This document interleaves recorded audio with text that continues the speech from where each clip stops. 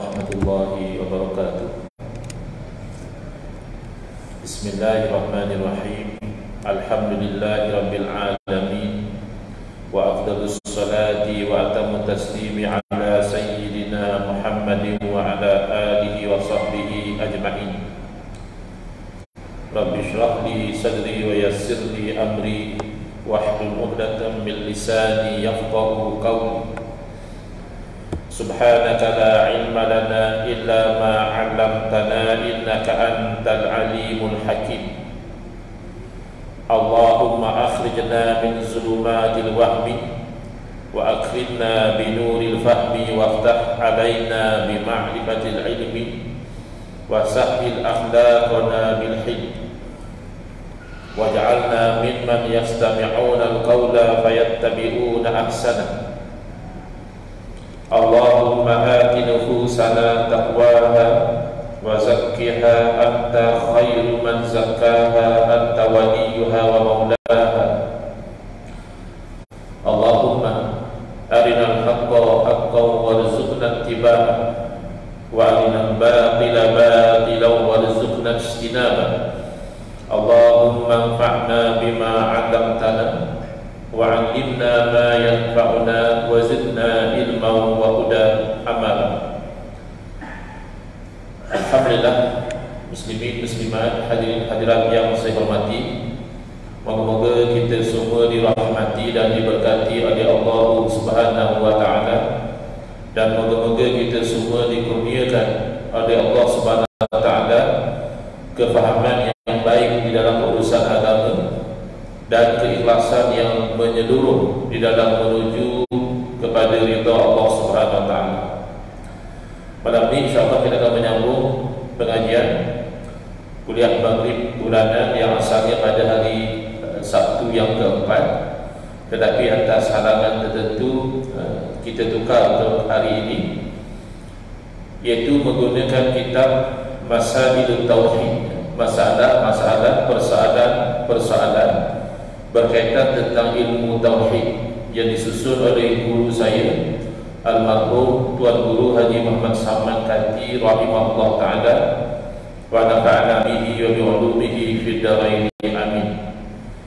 Cetakan Akademi Jawi Malaysia sampai kita ke muka surat 23, yaitu kenyataan sifat-sifat yang wajib bagi zat Allah taala. Jadi dalam kuliah yang lalu pada bulan Oktober, kita ada menerangkan tentang hukum akal terbagi kepada 3: wajib, mustahil dan jaiz, iaitu harus. Jadi bila kita sebut kenyataan sifat yang wajib bagi zat Allah taala, wajib di sini wajib akli, hukum akal, bukan hukum syarak. Kalau tak faham itu, ada setengah orang awal-awal lagi dia sedang tertanya-tanya macam mana pula sifat wajib bagi Allah. Kiranya kalau Allah tidak bersifat demikian, berdosa ke? Itu lain. Wajib syarak, buat dapat pahala, tak buat berdosa, iaitu hukum syarak. Tapi bila kita sebut sifat yang wajib bagi Allah, itu adalah hukum akal, iaitu sesuatu yang akal tidak boleh terima. Tidak ada. Akal kata mesti ada, tak mungkin tak ada. Lawannya adalah mustahil. Mustahil adalah sesuatu yang akal tidak boleh terima ada. Kalau orang mendakwa ada macam ni, akal blok, tak mungkin ada macam itu. Itu namanya mustahil. Tetapi kalau akal boleh terima, kalau ada pun akal kata mungkin, kalau tak ada pun akal kata mungkin, itu namanya jaiz, ya. Dalam satu ayat boleh jadi dua hukum yang berbeza, istilahnya sama. Contoh, ya, wajib ke atas setiap mukallaf mengetahui dan meyakini 20 sifat yang wajib bagi Allah. Ada dua wajib kat situ, ya. Wajib ke atas setiap orang mukallaf mengetahui dan meyakini 20 sifat yang wajib bagi Allah. Wajib yang pertama itu adalah hukum syarak. Maknanya kalau orang mukallaf tu dia tak tahu atau dia tak yakin, itu berdosa dia, bahkan bawa kepada kufur ya. Tapi wajib yang kedua, 20 sifat yang wajib bagi Allah, itu adalah hukum akal. Baik, jadi kita sampai kepada kenyataan sifat-sifat yang wajib bagi zat Allah Ta'ala dengan ijmal, iaitu secara menyeluruh, dan tafsil, iaitu secara terperinci satu persatu. Soalan, apakah yang wajib bagi zat Allah Ta'ala dengan ijmal, dengan secara keseluruhan? Dan inilah yang fardu ain, yang setiap orang kena tahu dan kena yakin. Sebab ada sebahagian orang, bila kita itu mendedahkan mereka kepada pengajian sifat 20, dia kata susah tak macam ni. Orang-orang kampung, orang-orang petani, orang-orang nelayan nak belajar sampai macam ni, wujud hidang bakar semua ni susah kata dia. Sebenarnya yang terperinci itu fardu kifayah. Sampai nak tahu ini jenisnya apa, nafsiyah kah, salbiyah kah, sampai nak tahu menafikan kah, munfasirkah, mutasilkah, sampai nak tahu ta'alluqnya dengan apa, itu adalah fardu kifayah. Kena ada jugalah dalam negeri orang yang mahir, kod nanti datang syubhat, keraguan, orang ini boleh menolak keraguan tadi. Tapi kalau untuk melepaskan diri sendiri, memadai. Jawapan yang wajib bagi Tuhan kita dengan ijmal, iaitu bersifat Allah SWT itu dengan segala sifat kesempurnaan. Dalam bahasa Arab disebut kamalat, kamal kesempurnaan. Tabak alif ta menunjukkan banyak. Kamalat yang tiada terhingga banyaknya, dan tiada siapa yang mengetahui keseluruhan itu melainkan dia dulu. Dan lepas fardu ain, kita wajib tahu dan yakin bahawa Allah Ta'ala bersifat dengan segala sifat kesempurnaan, yakni maha suci Allah dari sebarang kekurangan, dan yakni maha suci Allah dari menyerupai makhluk. Selesai. Tapi kalau nak tahu secara terperinci, ada uraian. Berapa yang wajib mesti akal tak boleh terima, tidak ada pada hak Tuhan kita Jalla wa Azza. Kenapa akal pula? Kerana akal inilah yang dikongsi oleh seluruh umat manusia, Muslim atau bukan Muslim, mereka ada akal.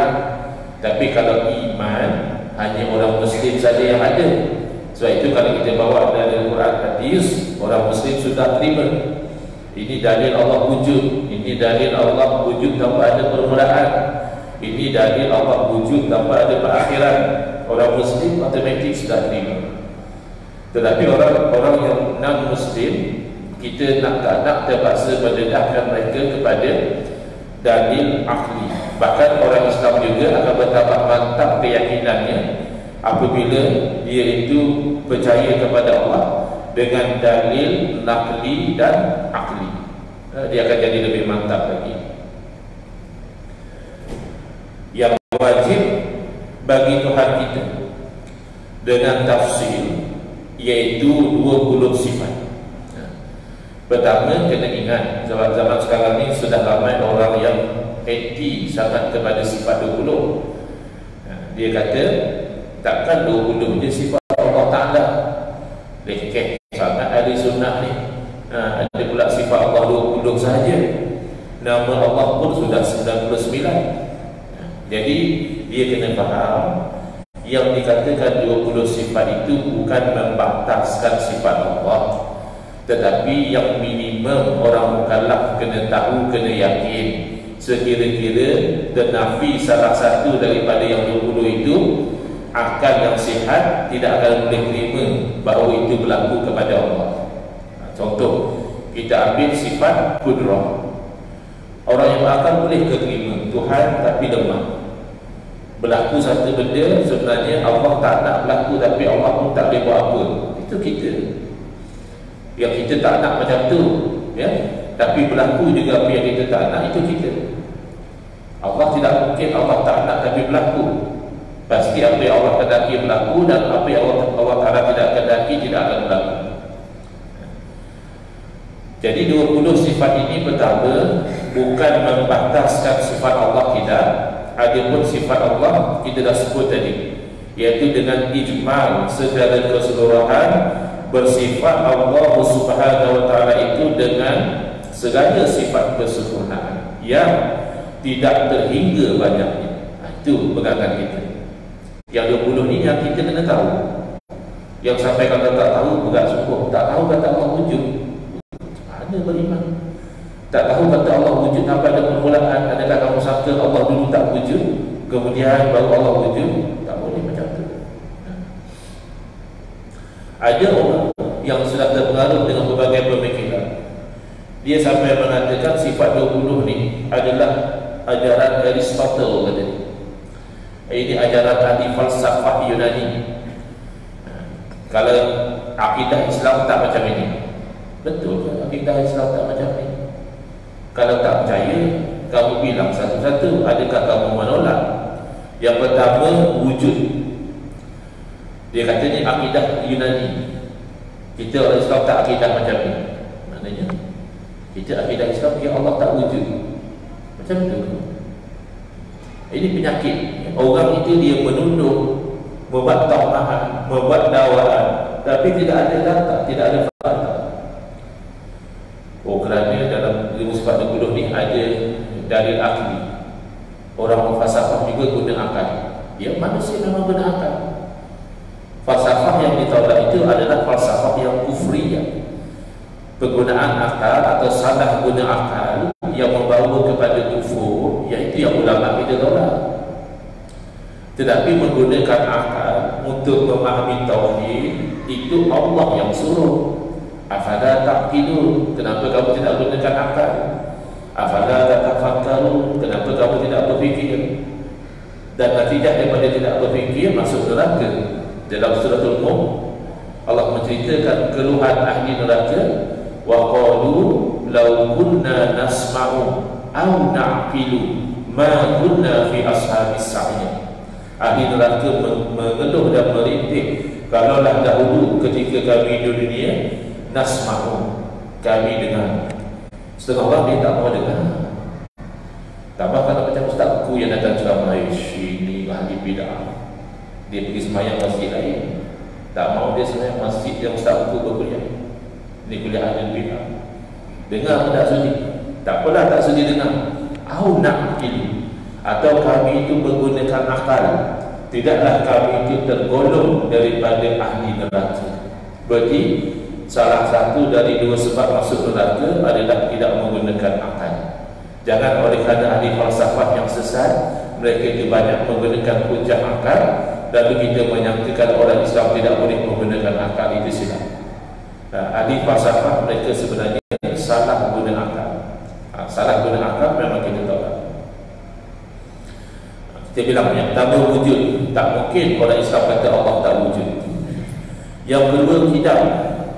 Tak ada dalam Quran hadis sebut kidam. Sebut itu tak penting. Mukhalafatuhu ta'ala lil hawadis pun tak ada sebut. Qiyamuhu ta'ala bi nafsi pun tak ada sebut.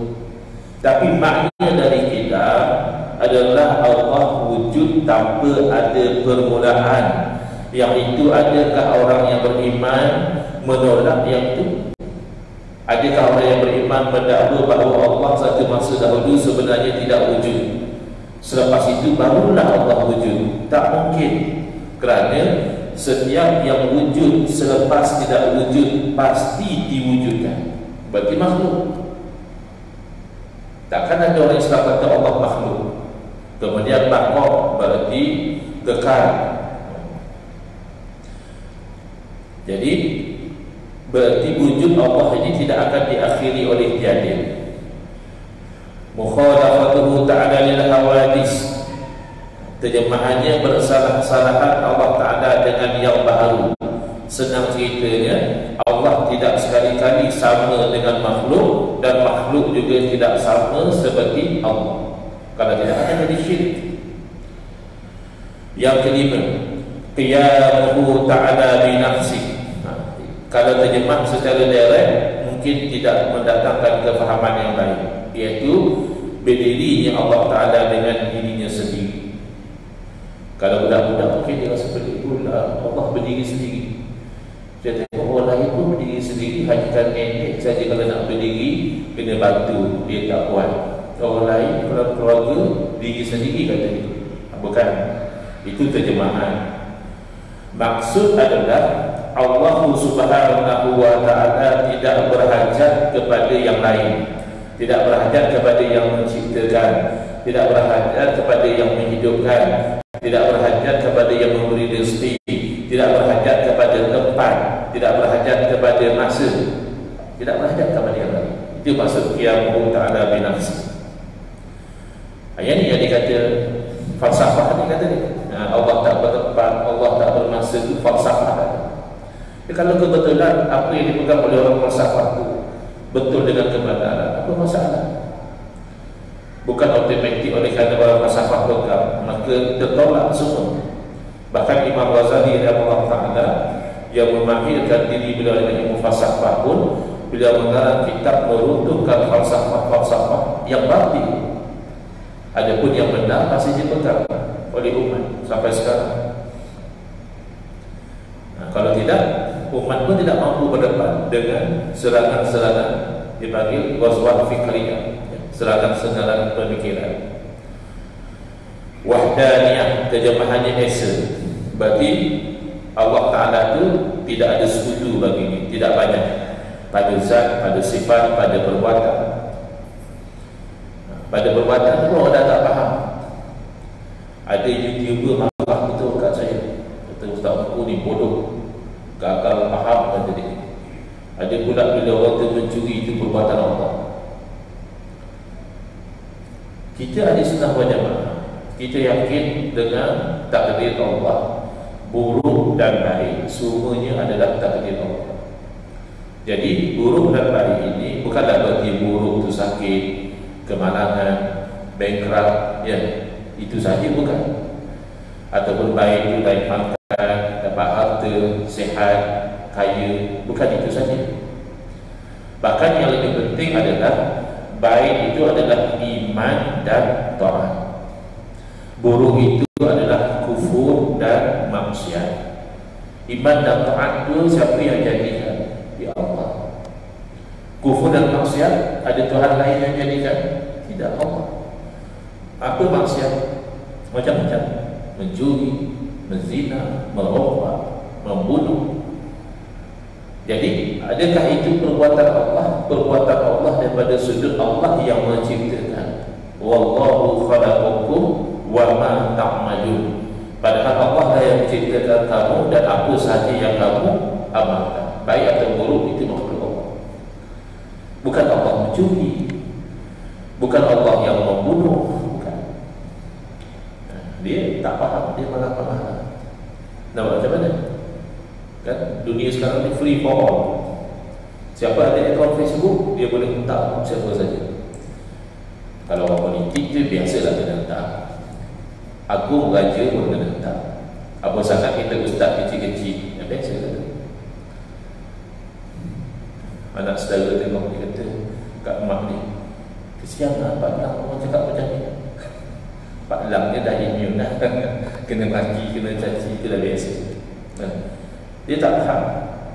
Wahdaniyah ni bukan hanya esa pada zat, tidak ada zat yang lain seperti Allah. Bukan hanya esa pada sifat, tidak ada yang bersifat sama seperti Allah. Bahkan esa pada af'al, berarti apa sahaja yang wujud atau tidak wujud, yang bergerak atau yang hidup atau mati dan sebagainya, itu adalah perbuatan Allah Subhanahu wa ta'ala. Kemudian kudrah, kuasa, berarti tidak mungkinlah berarti lemah. Tapi pendetilannya nanti kena ada. Kalau setakat untuk kita lepas diri sendiri, kita yakin Allah Maha berkuasa dah cukup. Tapi untuk lebih terperinci, nanti kena tahu ta'alluq kudrah itu di mana, skop kudrah itu di mana. Sebab dalam dunia luas ini ada orang yang suka menimbulkan syubhat, keraguan. Untuk diri sendiri kita sudah yakin, selesai. Tapi ada orang nanti akan tanya, adakah Allah Ta'ala Maha berkuasa? Pasti kita orang Islam akan jawab, ya, Allah Maha berkuasa. Adakah Allah Ta'ala Maha berkuasa atas segala sesuatu? Semuanya Allah kuasa? Kita kata, ya tentu. Bukan macam kita, tak kuasa buat. Lalu dia tanya, kalau begitu, kalau Allah Ta'ala Maha berkuasa dan Allah Ta'ala Maha berkehendak, adakah Allah Ta'ala berkuasa menciptakan Tuhan lain? Ibulah sahaja berkata, adakah Allah Ta'ala bila Allah Ta'ala berkehendak maka Allah melahirkan anak? Di sinilah perlunya ada orang yang pergi sampai ke level fardu kifayah, dan dia terangkan bahawa kudrah ini ta'alluq dengan yang mungkin, yang boleh wujud, boleh tak wujud. Kudrah tidak ada kena-mena dengan yang wajib. Yang mesti wujud itu tidak ada dalam sebut kudrah. Apa yang mesti wujud? Allah dan segala sifat Allah itu mesti wujud, tak perlu pada pencipta.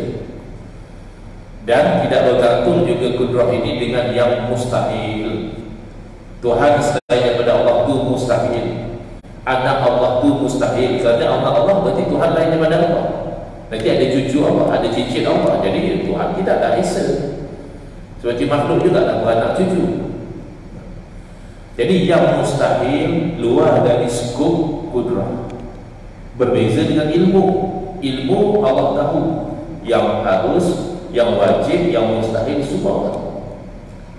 Tapi tidak semua orang lah perlu nak pergi sampai tahu perkara tersebut. Cuma mesti ada juga yang tahu. Iradah berarti berkehendak Allah Ta'ala, bukan terpaksa. Lain kita banyak benda kita buat sebab terpaksa. Kita kalau boleh nak macam lain, tapi terpaksa. Ilmu berarti Allah Ta'ala mengetahui segala-galanya. Hayat, hidup, tidak mati. Sama Allah itu ada pendengaran. Kat sini lah kadang orang bincang, sama basar kalam. Kata tidak ada yang lain daripada Allah bersifat sama seperti Allah. Ni sama, kita manusia pun ada sama pendengaran. Basar, kita manusia pun ada basar penglihatan. Kalam, kita juga manusia ada kalam. Kita boleh berkata-kata. Itu macam mana kata tidak ada yang sama seperti Allah? Maka kita terangkan yang sama itu hanya lafaz. Sama juga, tapi hakikat makna lafaz tidak sama. Dalam bahasa Arab disebut ittihadul lafzi dunal makna, persamaan pada lafaz tapi beza dari segi makna. Kita ambil contohnya sama. Sama bila nisbah kepada Allah adalah satu sifat yang qadim, yang tidak ada permulaan, yang tidak perlu kepada alat, yang tidak akan binasa, yang meliputi segenap yang mawjud. Sekali yang wujud ni Allah dengar. Tapi sama bila nisbah kepada makhluk, pertama sifat yang baru, dulu tak ada. Makhluk tu pun dulu tak ada. Pendengaran makhluk itu baru. Yang kedua perlu kepada alat. Kalau kata orang cacat dan lahir tanpa telinga, tak ada pendengaran dia. Atau ada cubit telinga tapi dalam dia rosak, adat dia rosak. Hatta alat tidak rosak pun pendengaran kita terbatas. Kita hanya boleh dengar suara pada gelombang tertentu dan pada jarak tertentu, pada ruang tertentu saja. Jangan kata jauh sana. Kita dalam masjid, depan sana kan ada kedai. Dengar tak apa saya makan kedai? Tak ada. Tapi Allah dengar segala-galanya. Macam mana? Macam mana kita tak bayangkan? Tak boleh bayangkan Allah. Jadi tak sama. Selesai. Belum selesai. Ada orang yang datang Makkah, dia kata ustaz boleh pula cakap Allah mendengar tapi tak sama seperti manusia mendengar. Betul. Habis kami tak boleh kata Allah berada atas aras tapi tak sama macam makhluk. Kenapa pula tak boleh? Kenapa kami tak boleh kata Allah ada tangan tapi tak sama macam tangan makhluk? Ustaz boleh kata Allah mendengar tak sama macam makhluk, boleh. Bila kami kata Allah mendengar tak sama macam makhluk, Ustaz kata sama. Tak adil. Betul. Adil lah tu. Sebab yang kamu cakap lain yang kami cakap. Sama ni memang sifat Allah, sifat kesempurnaan. Tak mungkinlah kita kata Allah tidak bersifat sama.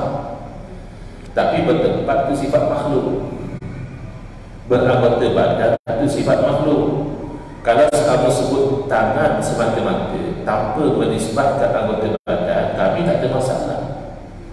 Kalau kamu kata kita dah usaha tapi segala-galanya di tangan Allah, Kan itu bukan menunjukkan anggota badan.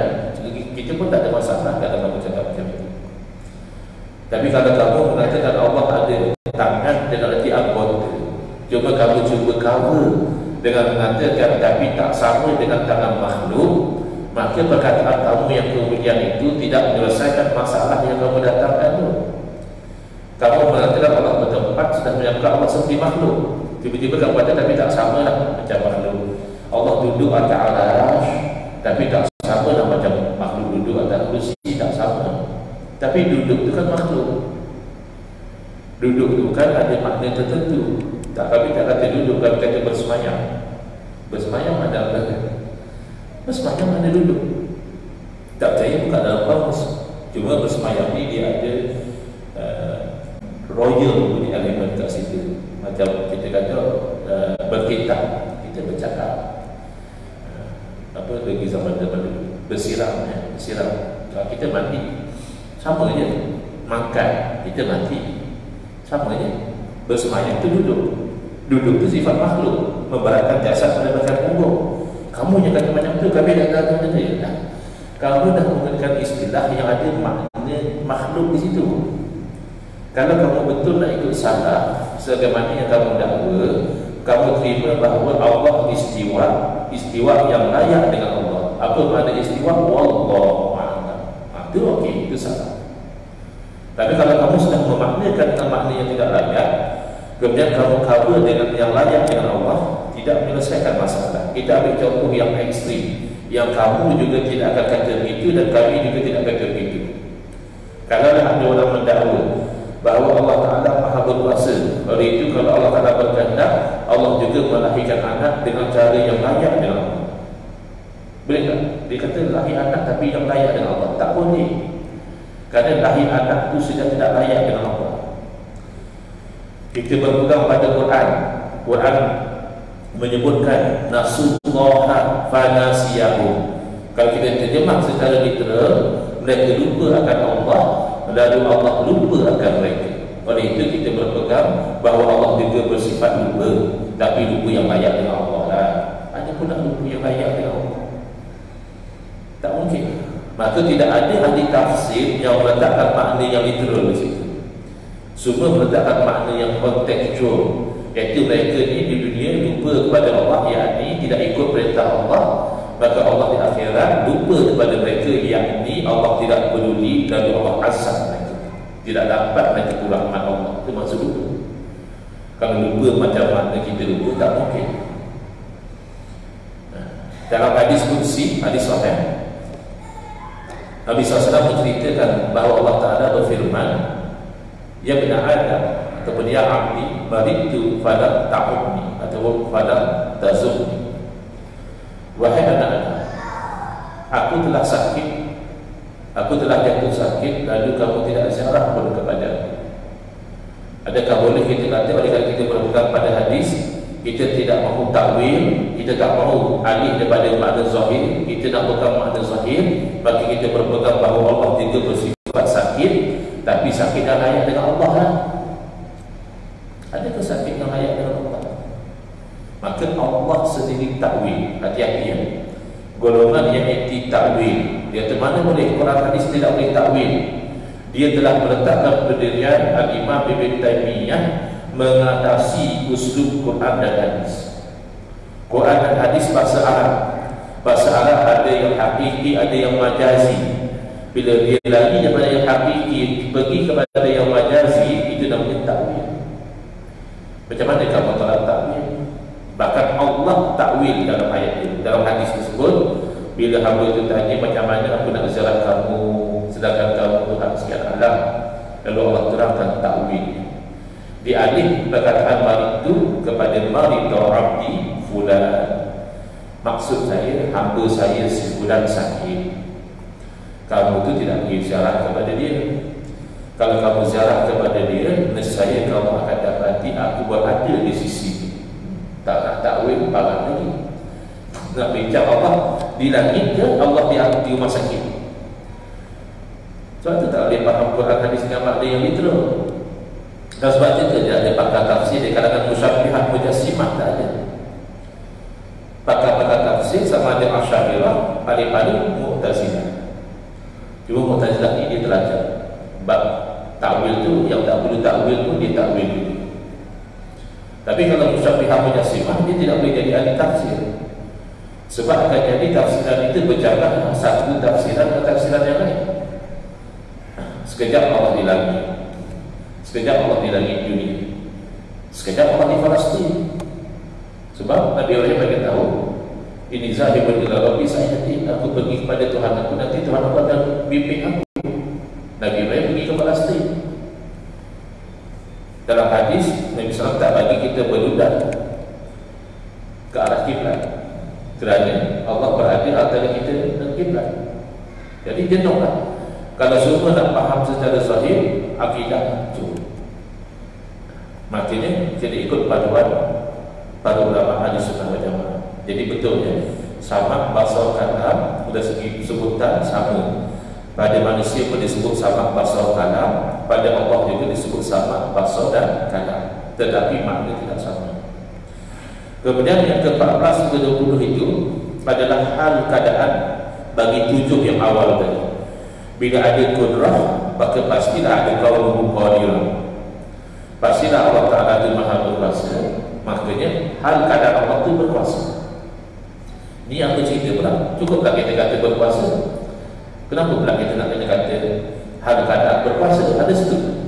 Memang Imam Hasan Asy'ari berpandangan macam itu.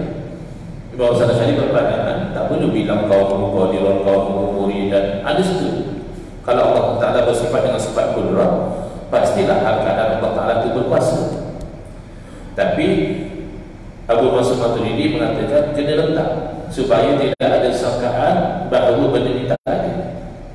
Sebab ada golongan macam Mu'tazilah menafikan yang kudrah tadi, kudrah iradah. Jadi kafir lah kalau macam tu. Tidak. Sebab mereka tidak menafikan qauluhu qadirun. Bila Mu'tazilah kata tidak ada sifat kudrah bagi Allah, bukan Mu'tazilah kata Allah itu lemah, tapi Allah berkuasa dengan zatnya. Bukan dengan kudrahnya, Allah berkuasa dengan zatnya. Allah berkehendak dengan zatnya. Allah berilmu dengan zatnya. Maknanya tidak jadi kafir, tapi bid'ah. Kerana menafikan apa yang sabit dalam Quran dan hadis, bahawa Allah Ta'ala bersifat kudrah, iradah dan sebagainya. Tapi tidak sampai jadi kufur kerana tidak menafikan yang qauluhu. Kalau sampai qauluhu ini juga dinafikan, Allah Ta'ala tidak berkeadaan kuasa, maknanya Allah lemah. Itu bawa kepada kufur. Muncullah Mu'tazilah tidak sampai menafikannya itu. Baik.